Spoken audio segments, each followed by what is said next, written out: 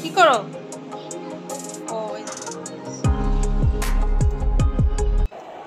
আলহামদুলিল্লাহ, আরও একটি নতুন ভিডিও নিয়ে আপনাদের মাঝে। আসসালামু আলাইকুম সবাইকে, welcome back to my channel.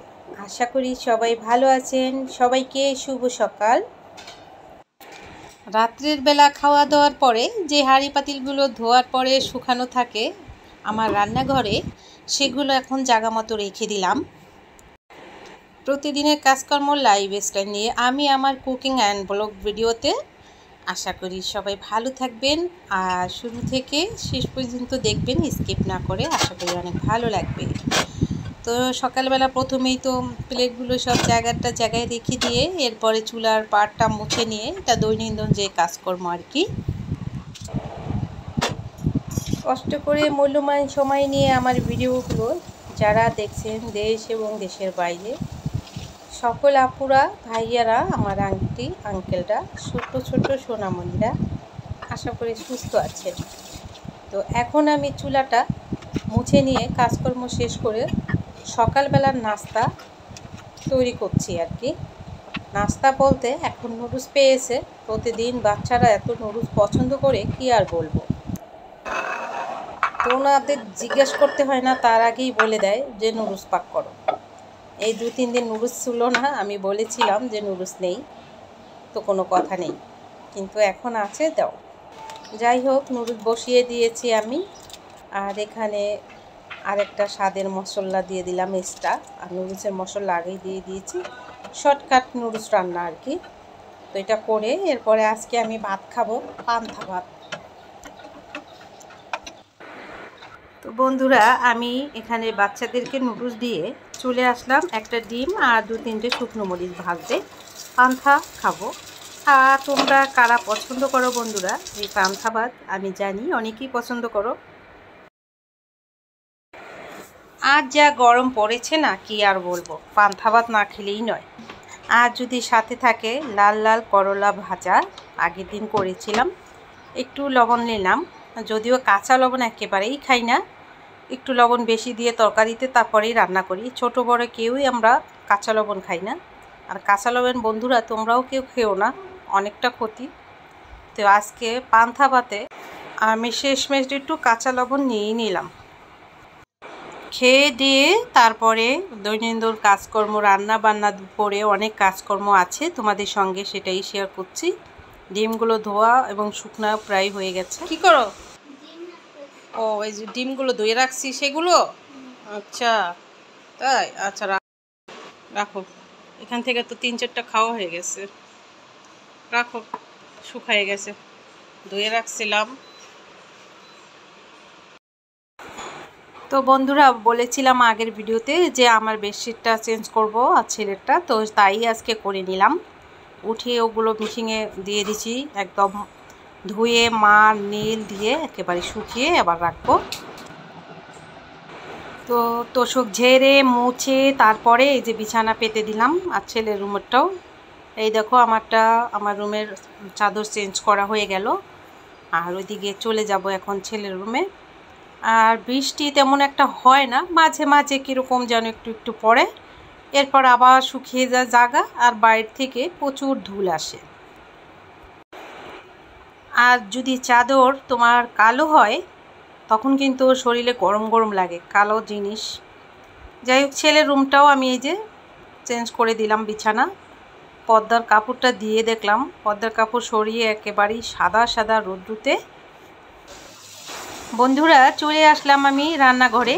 আগের থেকেই সব রেডি করে রেখেছি, আর একটু একটু করে নাড়া দিয়ে যাই। আর ওইদিকে ঘর গুছাচ্ছি। এখানে রসুন বাটা, পেঁয়াজ বাটা, ধনিয়ার গুঁড়া কিছুটা, হলুদের গুঁড়া, মরিচের গুঁড়া, জিরার গুঁড়া, লবণ দিয়ে ভালো করে কষিয়ে নিয়ে কিছুটা টমেটো দিয়ে দিলাম। কাটাকাটি অফ ক্যামেরায় করে রেডি রাখি বন্ধুরা, এই জন্যই রান্না বান্না একেবারে হয়ে যায়।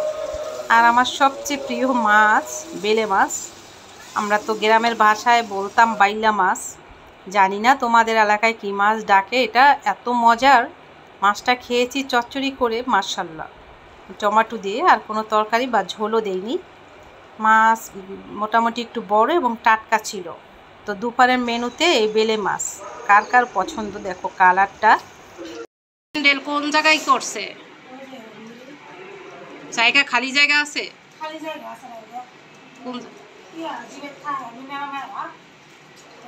ও সামনে সামনে যে রাস্তার সাথে যে খালি জায়গাটা।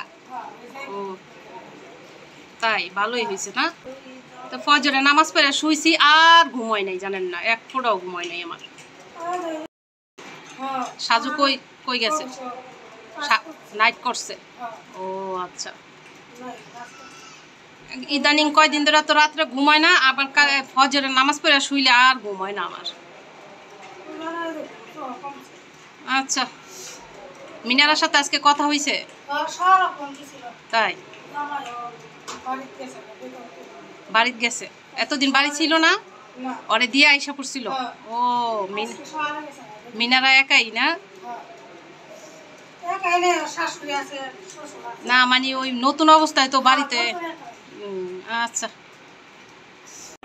আমার খালার ওই আত্মীয়র এক মেয়ের বিয়ে আর কি, সে অনুষ্ঠানে দাওয়াত পেয়েছে, তাড়াতাড়ি ঘর মুছতে আসছে, মুছে চলে গেল আর কি। আর আমি এদিকে চিকেন বসিয়েছি, এখানে আদা রসুন বাটা, পেঁয়াজ বাটা, জিরা বাটা, ধনিয়া বাটা, গরম মশলা দিয়ে ভালো করে কষিয়ে ব্রয়লার মুরগি আর কিছুটা আলু একসাথেই কষিয়ে আর টমেটো। তো বাচ্চারা তো ব্রয়লার মুরগি খায়, এটা তো আর করা যাবে না।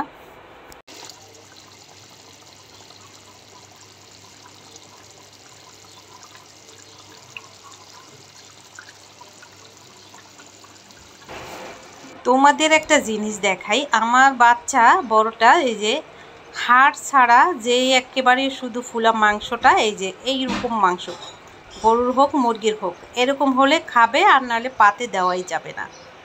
যাই হোক, আমার মাংস রান্নাটাও হয়ে গেছে। এই যে শখের বেলে মাছ চচ্চড়ি আর চিকেন, মাশাল্লাহ কালার যেমন, খেতেও দারুণ হয়েছে। আবার কিছু মনে করো না গো, ডাইনিংয়ে হাঁড়ি দুটো নিয়ে আসছি বলে, কারণ আমার এই কড়াই দুটো একেবারেই স্মল সাইজের। তো ভাবলাম আমি বাটিতে কী জন্য বাড়বো, আবার একেবারেই আমি নিয়ে যাই, তাই আর কি। খেতে বসবে।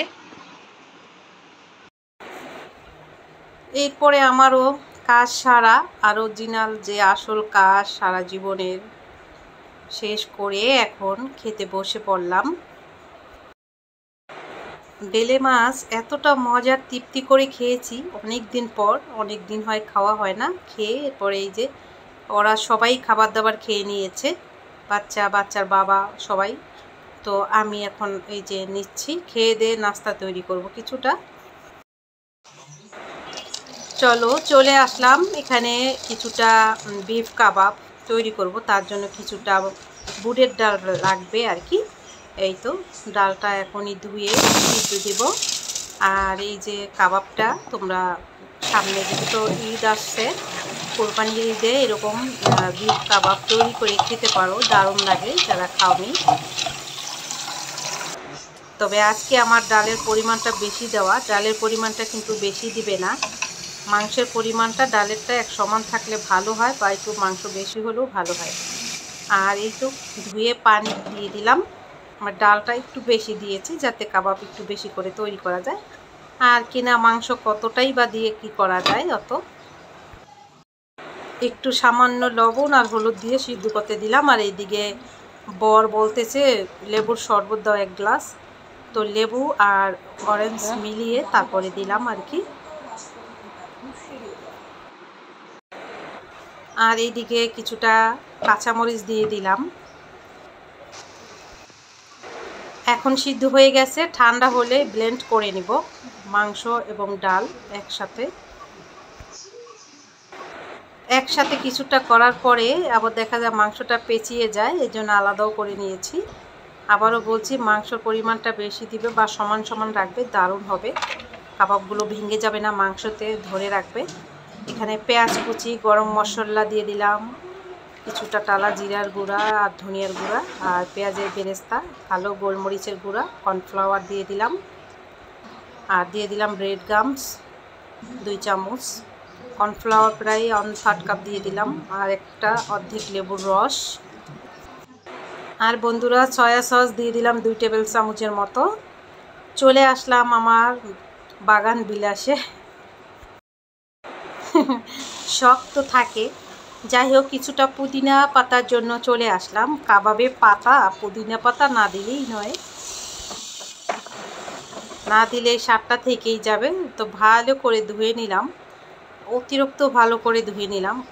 যদি এটা ব্যালকনিতে না হতো তা একবারে এইভাবে ডলে ডলে ধুতাম না। ডলে ডলে ধুতে গেলে দেখা যায় ওইটার গ্রামটা নষ্ট হয়ে যায়। কী আর করবো, উপর থেকে যখন কাপড় রৌদ্র দেয় কাপড়ের পানি পড়ে, সেজন্য এই পুদিনা পাতা অবশ্যই ধুতে হয় ভালো করে। আর একটু বেশি তৈরি করলাম এই জন্যই, যাতে আবার একটু বাচ্চা টিফিন দেওয়া যায় মাঝে মাঝে ভেজে। এই জন্য আর কিছু কাবাব সন্ধ্যায় একটু নাস্তা তৈরি করে দিব, শসা দিয়ে খেয়ে নিবে। বাচ্চারা তো এইসব পছন্দ করে, এই জন্য কাবাব শেপগুলো করে নিলাম এই যে এইভাবে। এখন একটু নর্মালে রেখে দিব, ভাজার সময় কিছুটা বক্সে রাখবো আর কিছুটা ভেজে দিব। এই 8-9 পিস ভেজে দিব আর সবগুলো বক্সে রেখে দিব। বন্ধুরা ওই যে তোমাদেরকে বললাম যে আমার রুমের চাদর চেঞ্জ করা হয়েছে, সিলেটটা। তো এই দুটো দেখো এখন প্রায় সন্ধ্যা ঘনিয়ে আসতেছে, আর তার আগে চাদর দুটো একেবারে ভালো করে শুকিয়ে নিলাম। আর এই সাদাটা মার এবং নীল দিছি, দুটোটাই মার দেওয়া। মার ছাড়া একদিনও আমি চাদর ধুই না, ধুয়ে রোদ্রও দিই না। মারটা দিলে হয় কি অনেক দিন ভালো থাকে চাদর, একবারে মানে নরম নরম হয় না, আবার কালচে কালচে হয় না। মারে অনেকটা টান টান থাকে চাদর, এই জন্যই মার দেই। আর মারটা দেওয়ার সময় অবশ্যই কিছুটা স্যাভলনও দেই পানিতে। যাই হোক, বিছানা যখন কালো হয় তখন আবার যখন নতুন করে পাতা হয় মনে হয় যে ঘরটা একদম পরিষ্কার পরিচ্ছন্ন। আর দেখো দুপুরে খেয়ে দিয়ে বাচ্চা আমার ওই যে চানাচুরের ডিব্বা নিয়ে বসছে। সেদিন কাজে চানাচুর বানিয়েছিলাম, দুইটা জ্যার ছিল, একটা শেষ আর একটা অলরেডি শেষ হয়ে গেছে। এই যে ঘরের বানানো চানাচুর এখনও কত সুন্দর। তো এই রেসিপিটা অবশ্যই দেওয়া আছে। এই যে কিছু কাবাব আমি বক্সে রেখে দিলাম, আর অল্প কয়েকটা ভেজে দিব। ওই মাঝে মাঝে 2-4টা করে ভেজে দিলে হয়। কিছু টিফিনও তো আছে, ভাবছি আবার বানাবো। তো এখন আর না, ঈদের পরে আল্লাহ বাঁচালে অনেক কিছু বানাবো আবার। এখন কিছুটা তেল দিয়ে কিছু কাবাব ভেজে নেই। বন্ধুরা এখনও ভিডিওতে কারা আছো, আজকে আর বলিনি যে প্লিজ সাবস্ক্রাইব করো আর একটি লাইক দাও, যারা প্রতিদিনের মতো আসো। ও আর যারা নতুন এসেছো, তবে দুটো কাজ যারা অলরেডি করে দিয়েছো ভালোবাসা রইল। আর যদি ভালো লাগে পরিবারের সাথে থেকে যেও। এই তো কাবাবগুলো ভাজা হয়ে গেছে। প্রতিদিন জানো না বাচ্চারা কি খাই কি খাই, কিছু আসেনি খাবার, এগুলাই বলতে থাকে, একদিনও মিট যায় না। ছেলে আবার কি করেছে, কফি নিয়ে আসছে। তো ব্ল্যাক কফিটা ভালো লাগে, ও সাদা নিয়েছে আর বলতেছে কফি বানিয়ে দাও। তো আমারও কফিটা ভীষণ ভালো লাগে। ও করছে কি না জানিয়ে 10টা প্যাকেট নিয়ে আসলো। তো ভাবলাম প্যাকেটে বেশি একটা থাকে না, একটা প্যাকেটে মাত্র 2 কাপ কফি হয়। তো যাই হোক আমিও নিয়ে নিলাম, মেয়েকেও দিলাম, আর ওইদিকে শসা কাবাব খাবে। তো কফিটা আসলে বেশ ভালো হয়েছে। তো এখন নিয়ে নিচ্ছি, আর ওই যে বাচ্চাও খাবে। কাবাবগুলো সত্যি ভালো হয়েছে, তবে মাংসের পরিমাণটা আরও দিলে স্বাদ বেড়ে যেত আরও। তো আমার কফিটা ঠান্ডা হয়ে যাচ্ছে, আমি কফি নিয়ে বসছি, আর এই যে বাচ্চারা খাচ্ছে। বাচ্চা আমিও কফিটা খেয়ে তারপরে রাত্রে যে হালকা পাতলা কিছু খেলে খায়, না হয় ভাত খায়, এইরকমেরই আর কি। প্রতিদিন নাস্তা আছেই। মেয়েরও খুব পছন্দ কফি, হালকা মিষ্টি খায়। ওরা যা মিষ্টি খায় কি আর বলবো, বাচ্চারা দারুণ মিষ্টি খায়। তো বন্ধুরা দেখো এই যে এখানে শক্ত পোক্ত কিছুটা আম, মানে 2 কেজি আম কেটে বছর জুড়ে সংরক্ষণ করলাম। এই 1 পিস 2 পিস করে ডাল রান্না করলে ডালে দিব বা খিচুড়িতে দিব, লেটকা খিচুড়িতে। এই জন্য নতুন একটা প্যাকেট নিলাম, নিয়ে এই যে রেখে দিলাম ডিপে। প্রতি বছরই রাখি, তো এক পিস করে ডাল রান্না করলে তার মাঝে দেই, নয়তো খিচুড়িতে দেই, তো রেখে দিলাম। তোমরাও কাঁচা আম থাকে এভাবে সংরক্ষণ করতে পারো, কাঁচা আম যদি থাকে ফুরিয়ে যাবার আগে। আর এইদিকে দেখো ছেলে দুধের পাগল, একেবারে খাবে পাউরুটি দিয়ে। গরম গরম বেকারি থেকে পাউরুটি আনলো, আর একেবারেই গরম পাউরুটি, আর দুধ দিয়ে খাবে। সবাই ভালো থাকো, আসসালামু আলাইকুম, আল্লাহ হাফেজ।